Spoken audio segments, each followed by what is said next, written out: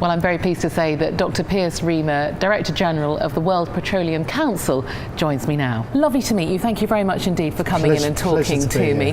There is an awful lot to talk about, isn't there? Yes, so let's just start off by this new relationship that we have with ITM Productions. What are you hoping to achieve from that? Well, first of all, we're really pleased to be associated with an organisation like ITN, and we want to produce a balanced view of the oil and gas industry and what we contribute to society.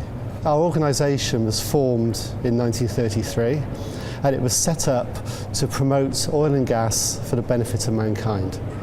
That's basically what we do today, but we cover everything. It's, if you like, the journey of the drop or well to wheel. We have people that are scouring the planet looking for new resources or oil and gas. We have to extract it, produce it, deliver it to refineries. We then convert it into fuels, deliver it to the customer in a form that they want. And we do that so it's always available when people want it.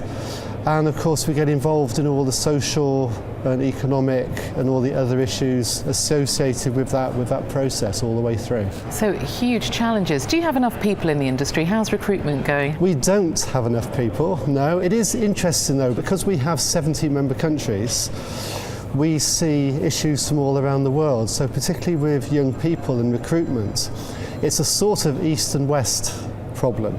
If you look at our eastern members, if you talk to people in India and China and you say about a recruitment problem, they say, well, young people see it as an honour to join the oil and gas industry. How many engineers do you want? How many chemists do you want? In the West, it's slightly different. People aren't as keen to study science subjects anymore, and it is more of an issue. We try to do our bit at the World Petroleum Council. We have young professionals committees in many of our member countries, and we also have legacy programs. We're a charity in the UK because all the money that we make from our activities goes into educational legacies, and that varies from sending people through universities at graduate level right down to some projects, for example, we have in Pakistan where we're doing vocational training, where we're teaching people basic English, basic IT, and then basic welding skills, plumbing skills. So we do a whole range, or try to do a whole range ourselves as well. And it's difficult to quantify actually the number of different opportunities available in the industry, isn't it? Because it's just such a huge range. It's hard to kind of pin them all down, I should think. It is. In fact, there is really something for everybody. There are so many disciplines. You have all the sciences, you have the chemists, the physicists, all the engineers, biologists, environmentalists, social scientists, economists. You covered the whole range. Most of those disciplines, you're at the cutting edge. And that's the fun of it as well, because often when you're working in projects, I'm a chemist by training, but often you're put into an environment where you're working with people that think a lot differently to you. The industry does have its challenges though, doesn't it? I mean, it doesn't always have the best of reputations. I think it's fair to say that. That is fair, yes. We do get a bad press sometimes.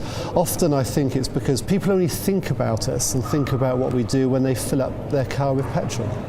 I think people don't realise the benefit to society of everything that we do, or the things in everyday life that they use, which come from fossil fuels. And it's not just fuel for our cars, it's producing electricity, it's producing polymers, plastics, pharmaceuticals, cosmetics. Everything around us here in this building is probably derived in some form or another from oil and gas. But we also have lots of challenges in extracting all these products.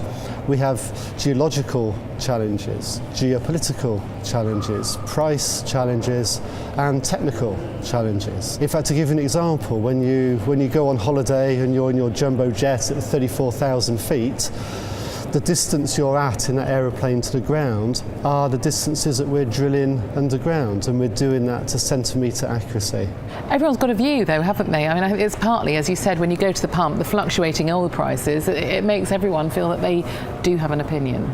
They do, and that's an interesting part of the industry as well, because I think we are probably quite unique that we don't control the price of the product we produce. So in all the planning for oil and gas projects, we're not looking at the day-to-day oil price. We know the oil price is a roller coaster, and at the moment we're at the bottom. But most of the projects, when you go into countries, are 15, 20 years or more, so you have to plan ahead. Well, there is an increasing appetite, isn't there, for greener fuels. Is there room for oil and gas in that new world? There's lots of room for oil and gas in making our fuels greener, but also you'll find that oil and gas companies are doing a lot themselves and developing new types of solar panels, new biological processes for producing fuels. And I think when you look to the future and you look at all the estimates by all the international bodies on where we're going to be for the next 30 or 40 years, yes, there are vast increases in renewable energy, but we also need everything. Because we have so many people and we need so much energy, we need a mix. So oil and gas will still be there, but our challenge is to produce what people want in a sustainable manner. What about energy poverty? What have you got to say on that subject matter? Again, that's something that we care about an awful lot, because we do seem to be in a bizarre situation where we have a world that seems to be awash with energy, and we still do have energy poverty. We have over 1 billion people that have no access to clean fuels, no access to electricity. And that's something that we're working on with the United Nations Sustainability for All programme, with the OPEC Fund for International Development, looking at how we can get clean electricity and cleaner fuels into the people that need it most. And with the growing global population, none of your problems are going away, are they? No, and in fact, people very rarely talk about population, because when I was about this high, the population was 3 billion, and just in my lifetime, the world population has doubled. We can guarantee there'll be more people. Everybody wants energy, everybody wants water, everybody wants food. They want it all to be clean. They want everything to be produced in a socially acceptable and a sustainable manner. So yes, we have an interesting challenge for many years to come. Well, we certainly look forward to finding out a little bit more about your industry and how it works over the months to come. Thank you very much indeed for coming and outlining some of those issues for us. Thank you. Thank you very much. Thank you.